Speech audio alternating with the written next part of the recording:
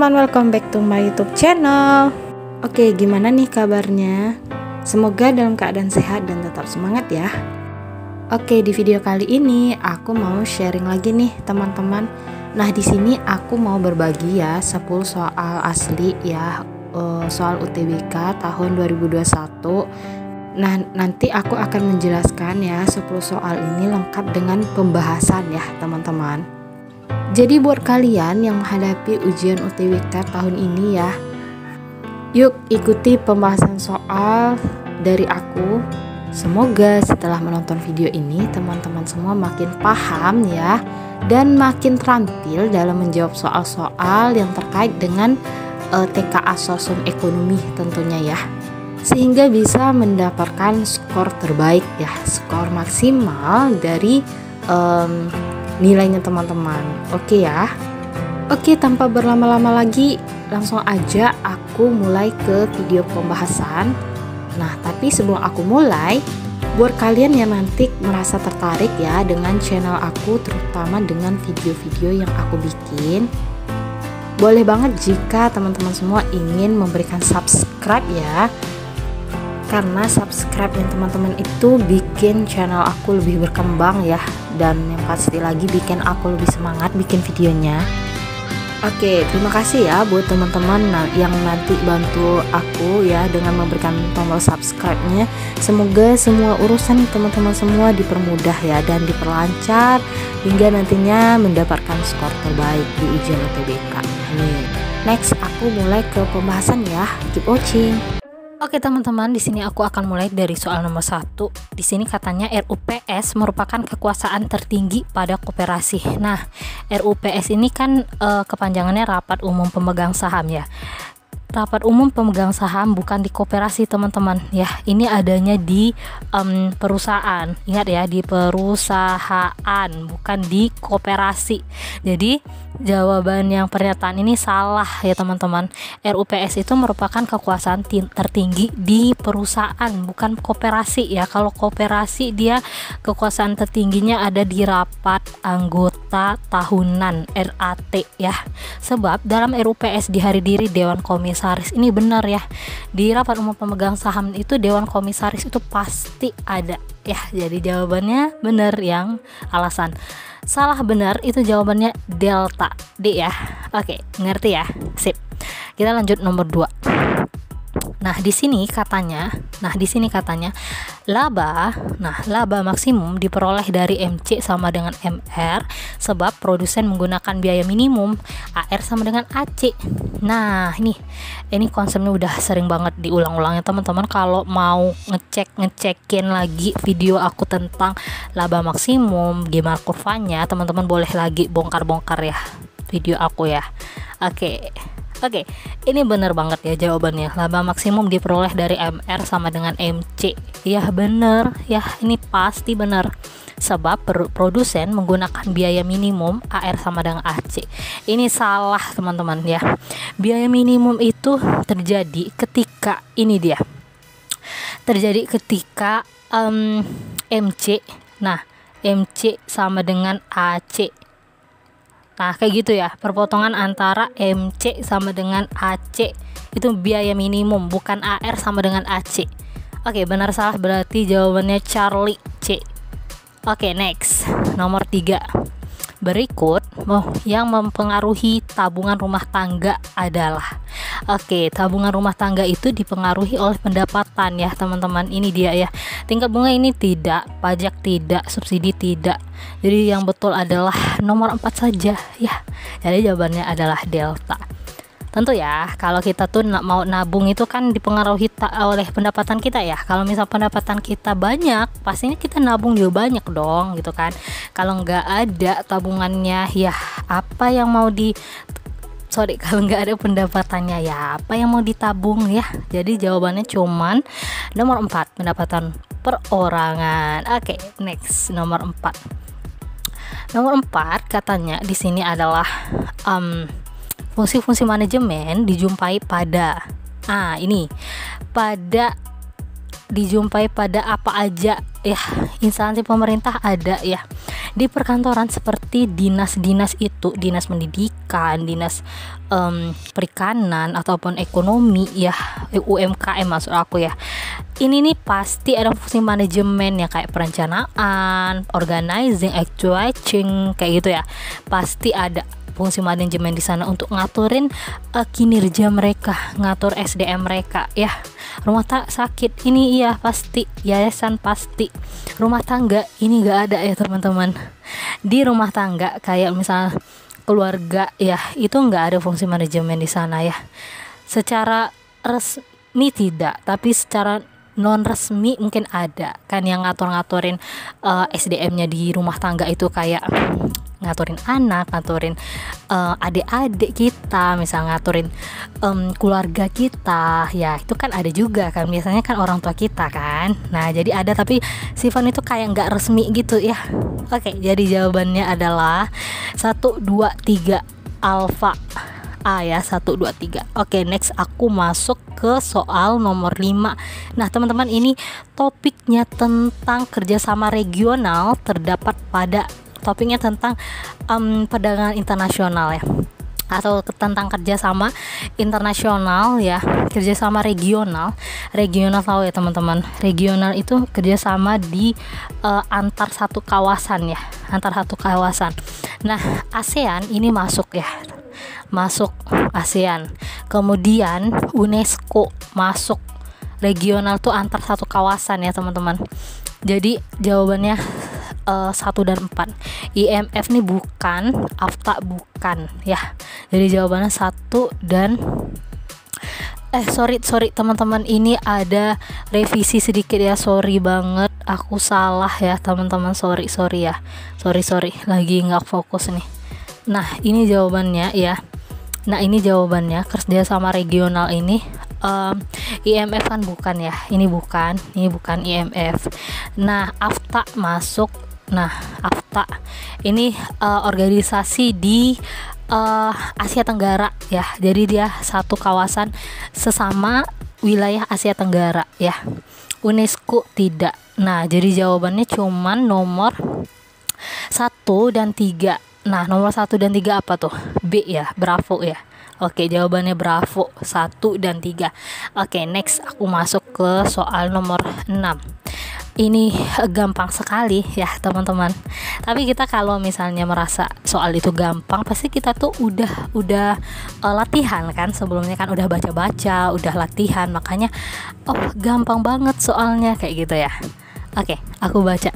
Ketika harga telur ayam meningkat, ceteris paribus katanya.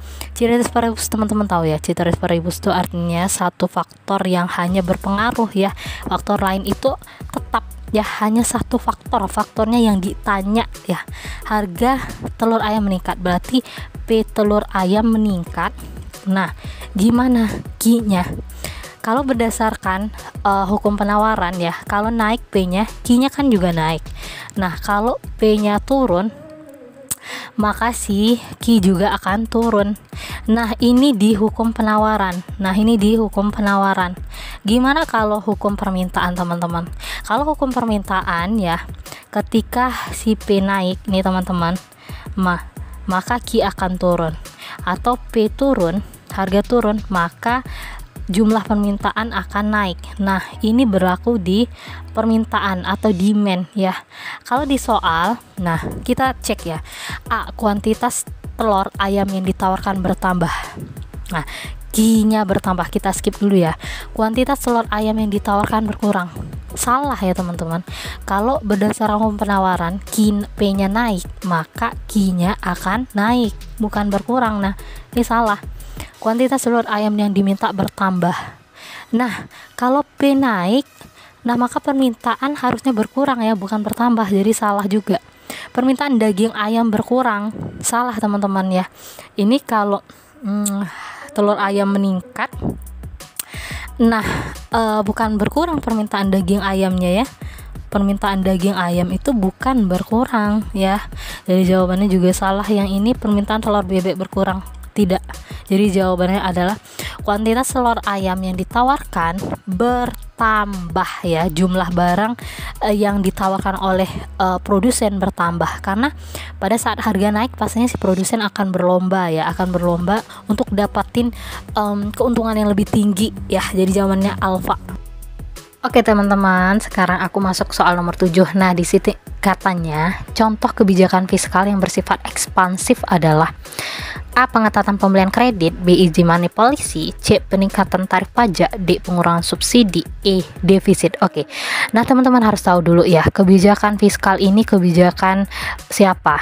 Nah, fiskal itu kebijakan pemerintah. Ingat ya, ini yang buat kebijakan ini adalah pemerintah. Nah, terkait apa? Nah, ini dia, terkait dengan pengaturan ya, penerimaan dan pengeluaran negara ya. Penerimaan dan pengeluaran negara. Pengeluaran negara ya. Penerimaan kita dari mana contohnya? Nah, contoh penerimaan itu kan ada dari misalnya pajak, laba BUMN, ada penjualan, pengelolaan sumber daya alam. Nah, kalau pengeluaran pemerintah contohnya untuk pembangunan negara ya. Pengeluaran contohnya untuk pembangunan negara atau subsidi atau bantuan langsung tunai BLT ya. Jadi itu contohnya penerimaan dan pengeluaran. Nah, katanya ekspansif di sini. Ekspansif itu artinya menambah uang yang beredar ya, teman-teman. Nah, ini ekspansif itu artinya menambah uang. Nah, menambah uang. Gimana supaya uang itu bertambah di masyarakat ya. Nah, untuk apa kalau menambah uang nih? Biasanya untuk mengatasi yang namanya deflasi ya. Ini mengatasi deflasi. Deflasi itu kan jumlah uang beredar di masyarakat kecil, makanya harus ditambah ya. Gimana caranya? Nah, itu yang kita cari jawabannya. Yang A, pengetatan pembelian kredit. Nah, ini kebijakan moneter. Salah yang A ya. Easy money policy itu kebijakan politik uang longgar. Ini juga kebijakan moneter dari Bank Indonesia ya. Peningkatan tarif pajak. Salah nih teman-teman, ini bukan ekspansif ya. Ini adalah kontraktif. Kontraktif itu mengurangi uang dengan cara nambahin pajak ya. Kalau pajak ditambahin berarti kan uang masuk ke negara banyak, jadi di masyarakat cuma sedikit uangnya. Jadi itu ya salah ya. D, pengurangan subsidi. Salah ya teman-teman. Ini berarti kalau pengurangan subsidi itu jumlah uang di masyarakat jadi kecil ya. Harusnya ditambah dong subsidinya biar jumlah uang di masyarakat bertambah ya. Defisit anggaran ya, ini jawabannya ya teman-teman. Defisit anggaran itu terjadi ketika penerimaan, ingat ya, penerimaan kita dari apa tadi, dari pajak ya, lebih kecil dari pengeluaran kita dari misalnya kayak berarti ini sama dong ya, pengeluaran lebih besar dari penerimaan ya, pengeluaran lebih besar dari yang namanya penerimaan. Oke teman-teman, sorry banget ya terclose tadi videonya ya. Jadi ini coret-coretan aku yang di awal kan hilang ya, teman-teman bisa lihat di yang sebelumnya ya. Defisit anggaran nih jawabannya E ya. Defisit anggaran terjadi ketika pengeluaran negara lebih besar daripada penerimaan negara ya teman-teman, lebih besar dari penerimaan negara. Nah, atau penerimaannya lebih kecil daripada pengeluaran. Berarti ini contoh pengeluaran itu kan kayak ngasih bantuan langsung tunai atau ngasih bantuan subsidi bagi pengusaha kayak gitu ya, atau mau bangun fasilitas negara ya. Kalau misalnya ditambah subsidi ke pengusaha berarti kan jumlah uang beredar di masyarakatnya jadi meningkat ya. Nah, itu namanya kebijakan fiskal ekspansif, menambah uang ya. Gimana caranya? Meningkatkan pengeluaran dan mengecilkan penerimaan. Pajaknya dikecilkan ya. Makanya kalau pajak dikecilkan, jumlah uang di masyarakat tetap beredar banyak ya. Namanya ekspansif tadi ya. Oke, aku masuk ke soal nomor 8 di sini. Soalnya tentang elastisitas ya teman-teman. Aku bacakan soalnya. Sebuah riset berhasil menemukan Nah, menemukan fungsi permintaan pakaian jadi merek tertentu, yaitu KD sama dengan 150 kurang 1,5P. Jika konsumen membeli 10 unit pada saat harga 20 per unit, angka elastisitas permintaan pakaian jadi tersebut adalah. Oke teman-teman, ini gampang banget ya teman-teman. Ini gampang banget. Oke, sorry banget ya, itu ada suara-suara motor. Ini gampang ya teman-teman. Sorry, ada suara-suara motor, mobil. Ya, aku tinggal di tepi jalan ya, rumah aku tuh di tepi jalan, jadi agak ribut sedikit ya teman-teman. Semoga masih kondusif. Nah, ini katanya sebuah riset berhasil menemukan fungsi permintaan. Tadi soalnya udah aku baca ya, jadi sekarang langsung ke rumus. Nah, kalau teman-teman punya soal seperti ini, caranya adalah kayak gini ya, mencari elastisitas. Ini rumusnya, E sama dengan Q aksen dikali P per Q. Q aksen adalah turunan dari Q, berarti Q aksennya turunan 150 kan 0, min 1,5P turunannya min 1,5 ya teman-teman, ngerti ya. Kemudian P nya udah diketahui itu ya. P nya berapa tuh, harga 20 per unit per Q. Nah, per Q, jadi Q nya nih kita cari dulu nih teman-teman, nggak bisa kita masukkan Q yang di soal ya, dicari dulu. Gimana carinya adalah dengan memasukkan ke fungsi KD. KD sama dengan 150 kurang 1,5P ya, berarti 150 dikurang 1,5 dikali P nya berapa, 20 per unit ya. Nah, 20 per unit. Jadi di sini 150 kurang 1,5 kali 20 itu berapa? 30 ya kan. Nah, 30. Oke, ini 30 berarti kan 120. Nah, ini Q-nya ya, teman-teman. Jadi kita masukkan Q yang kita cari dari persamaan ya. Q aksen udah diketahui. Nah, ini tinggal masuk yang min 1,5. Nah, kali P-nya adalah 20 per unit. Masukkan aja 20 per Q. Nah, per Q berarti per 120 ya, 120. Nah, ini coret 2 bagi 12 sama-sama bagi 2 ya, sama-sama bagi 2 ya teman-teman. Ini sorry, ini tadi 2 ya, 2, ini tadi 2 ya, sorry ya, ini 2 kan dibagi 2 kan 1 ya, 12 bagi 2 berapa nih, 6. Nah, berarti min 1,5 kali 1 min 1,5 per 6 ya. Nah, ini E nya ya, E nya dapatnya min 0,25. Ingat dalam elastisitas, nah minus ini dihilangkan ya, jadi E nya tinggal 0,25 ya, E nya tinggal 0,25 itu kan kecil dari 1 ya. Kalau kecil dari 1, barangnya adalah inelastis. Nah, inelastis ya, inelastis. Jadi jawabannya adalah delta D. Oke, aku masuk ke nomor 9. Gimana soalnya, gampang susah? Oke, silakan dijawab dalam hatinya masing-masing. Kalau gampang alhamdulillah ya, kalau susah ya teman-teman perlu usaha lebih berat lagi. Tapi nggak berat sih teman-teman, yang penting kita konsisten bahas soal ya. Jadi it's okay, kalau konsisten pasti bisa ya. Suatu perusahaan memproduksi output sebanyak 50 unit, besarnya biaya variabel rata-rata 2.500, biaya tetap rata-rata 1.500, biaya total perusahaan adalah, ini kan mencari TC itu kan rumusnya ini teman-teman. Ingat ya, rumus TC itu kan kayak gini ya, AC dikali dengan Q. Nah, AC itu kita cari dulu ya. AC itu gimana? Average cost itu kan AVC, biaya variabel rata-rata ditambah AFC, biaya tetap rata-rata ya. AVC nya ini dia, biaya variabel rata-rata 2.500. Nah, ditambah biaya tetap rata-ratanya 1.500. Nah, jadi berapa tuh AC-nya? Tinggal kita tambah teman-teman ya. 2.500 sama 1.500, 4.000 ya. Nah, kan udah ketemu nih si AC. Tinggal kita masukkan ke rumus ya. Berarti TC itu 4.000. Nah, dikali si Q. Q-nya ini dia Nah, outputnya berapa? 50. Nah, berarti berapa tuh TC-nya? 4000. 4 kali 5 aja 20 kan. Nah, 20 tambah nolnya 4. Nah, tambah nolnya 4, berarti 200.000. Jadi jawabannya elang, E ya. Oke, sip ya. Oke, next, nomor 10. Ini mah gampang juga ya teman-teman kalau tahu konsepnya ya. Katanya di sini jika A dan B saling melengkapi, peningkatan harga barang A akan ini dia. Nah, ingat teman-teman ya.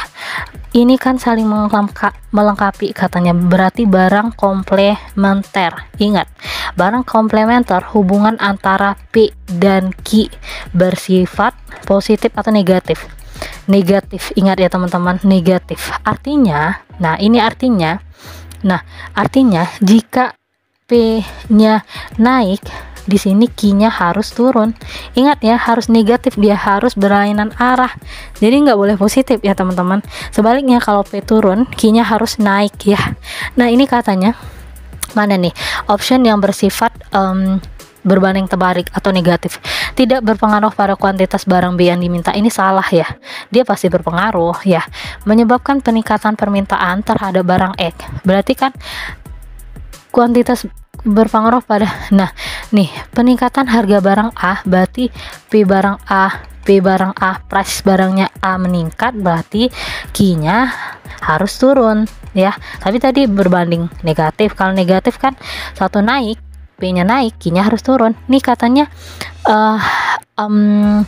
peningkatan harga barang A akan, katanya berarti akan menyebabkan Q menurun, sedangkan di soal peningkatan permintaan terhadap barang B meningkat, berarti salah dong ya, salah banget ya. Nomor C lagi, menyebabkan penurunan permintaan terhadap barang B. Nah, kita cek ya, ini katanya peningkatan harga barang A berarti PA, nah PA naik berarti, nah menyebabkan penurunan permintaan barang B berarti QB-nya turun. Ini berbanding positif atau negatif nih? Kalau berlawanan arah di negatif dong. Jadi ini jawabannya C, Charlie ya. Oke, jadi jawabannya C. Oke, semoga dimengerti ya. Oke, itu dia 10 soal beserta pembahasan lengkapnya. Semoga dapat dipahami dan dimengerti ya.